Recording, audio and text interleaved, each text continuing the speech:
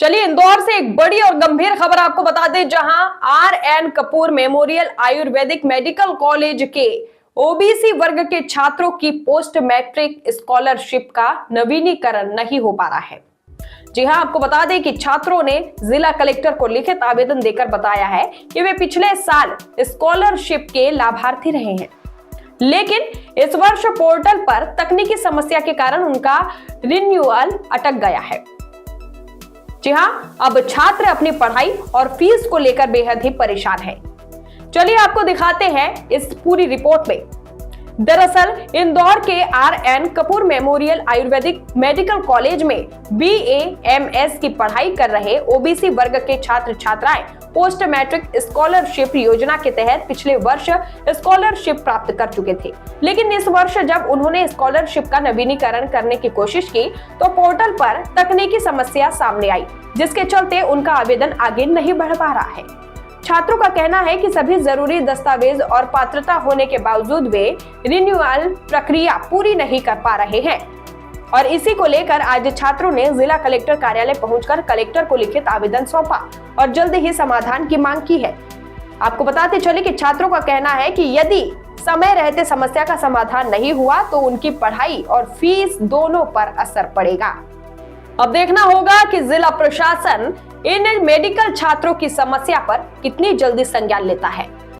जी बताइए, आप लोग जन सुनवाई में आए हैं कलेक्टर में, क्या है पूरा?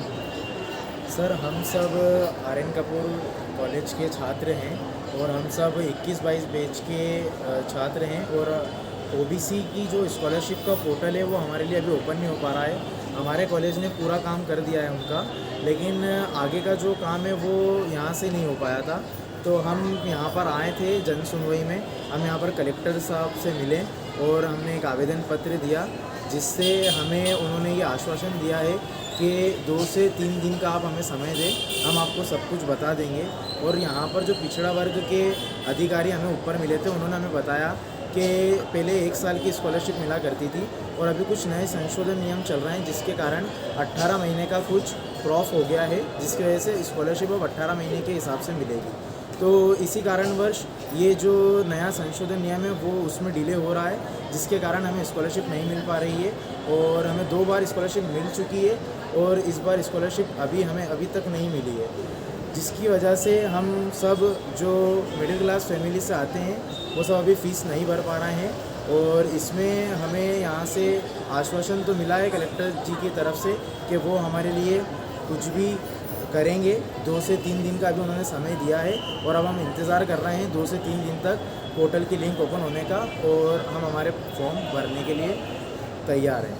अगर 2 से 3 दिन में आपकी समस्या का निराकरण नहीं होता तब आपका नेक्स्ट स्टेप क्या रहेगा? तो फिर हम अगली जन सुनवाई में फिर आकर हम कलेक्टर जी से मिलेंगे और उनको कहेंगे कि आपने हमें 2 से 3 दिन का कहा था और जो भी इसके आगे की प्रोसेस हो सकती है हम वहाँ से जाने की कोशिश करेंगे कि हम जहाँ से भी जा सकते हैं, जहाँ तक हम पहुँच सकते हैं, जहाँ से भी हमें स्कॉलरशिप मिल जाए। ऐसे कितने स्टूडेंट के हैं जिनकी स्कॉलरशिप अभी नहीं आता? सर, अभी हमारी क्लास में कुल 20 स्टूडेंट्स हैं और ऐसे ही इंदौर में करीब 5 से 6 कॉलेजेस हैं और ऑल ओवर MP में करीब 40 से 45 कॉलेजेस हैं और सब में 21-22 बैच के ओबीसी स्टूडेंट्स को स्कॉलरशिप नहीं मिल पा रही है। कितनी संख्या हो सकती है अंदाजन? अंदाज़न देखा जाए तो 700-800 जो बच्चे होंगे 21-22 बैच के ऑल ओवर MP में जिनको स्कॉलरशिप नहीं मिल रही होगी। आपका नाम? मेरा नाम फरहान अंसारी है।